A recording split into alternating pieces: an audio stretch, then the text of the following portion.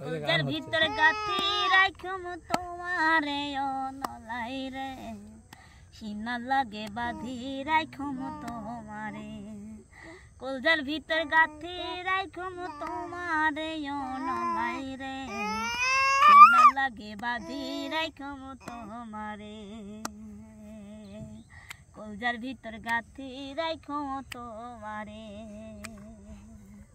তুই হলি আর কলজার বালো পরাণের খাম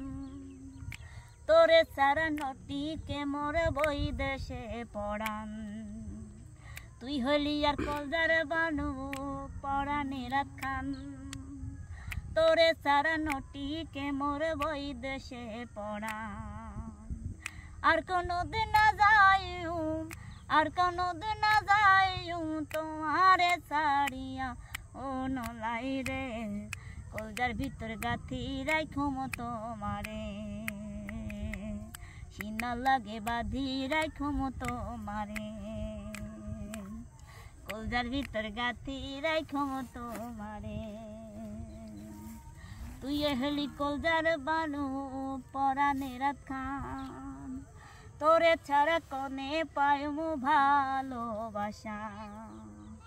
তুই হলি আর কলজার বালু পরাণের খান তোরে সারা কনে পাইমু ভালোবাসা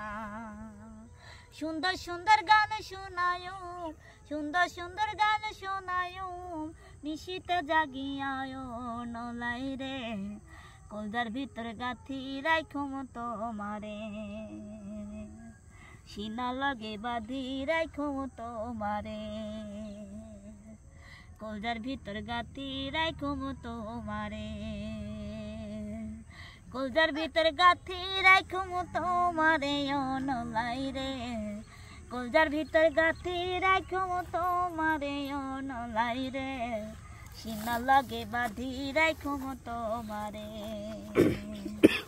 কলজার ভিতর গাথি রাখুম তোমারে সিনা লাগে গাথি রাখুম তোমারে হাতে তালি দাও আগে এই যে এই গানটা ভিডিও করলে হইতে না ভাই বেশে দিছি